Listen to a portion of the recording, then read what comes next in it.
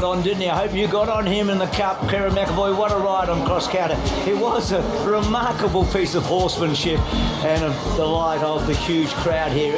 In the Blue Army colours, a third Melbourne Cup for him. So 2000, 2016, that was the long wait, and now 2018, one shy of Harry White, and also the great Bobby Lewis. So Kieran joined us on Thursday and he gave us a remarkable insight into what it took, because this horse was out the back early. And let's go for a ride as he takes us through it all.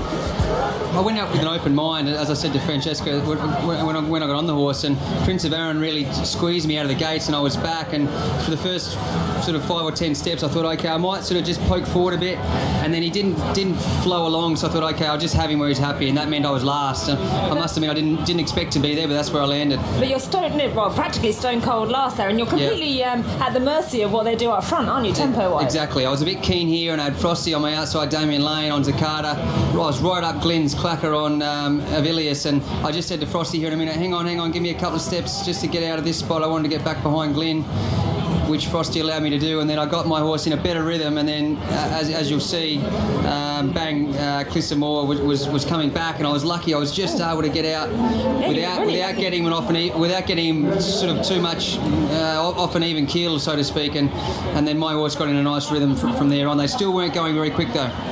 So what are you thinking at this stage? Are you thinking, gee, I've got a bit of work to do, or are you thinking that the rhythm of the horse is okay? He was okay. He was still a little bit on it, on the bridle, I say, and they weren't going very quick, Bruce. And here I was thinking, far out, I'm trying to get him settled. He was sort of working with me, but at the same time here I'm sort of in between Huey and Laney, not really in a spot, in a rhythm. So here I'm better now. I got on the back of Damien. The tempo still wasn't strong, but I was relaxing better, so I was in a nicer rhythm here. But I must admit, I was still thinking far out, I'm second last, because I knew Glenn was back behind me somewhere. It's funny, the horse, isn't he? Because he did sweat up beforehand. You're saying here he was never really settled in a rhythm, and then still to be able to do what he eventually did after that. From about the mile onwards, he got in a better rhythm. And I must say, although he sweated, I got to the gates and Ollie, cheeky Ollie goes to me, geez, Mac, he sweated up.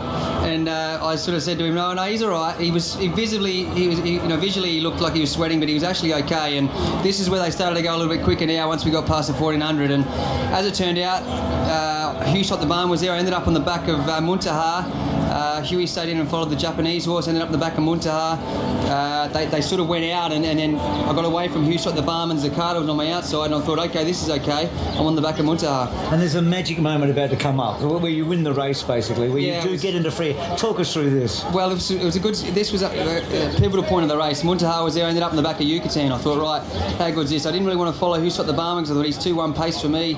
On the back of J-Mac, I'm thinking, okay, it's starting to develop now. I'm getting into the race without spending any petrol, and then I'm thinking, right, J-Mac's going to press the button. I'm going to go bang and follow through with him. We went inside, the horse stopping. The horse of Maronis was stopping. Muntaha's coming with me. I knew Huey was going in. I thought, right, he's going to need some luck. I thought, right, J-Mac's sort of going nowhere, so I had to get out and get going. Now I thought, right, he's coming. I thought, I'm going to finish. I'm still a long way off them. I could see Prince of Arran.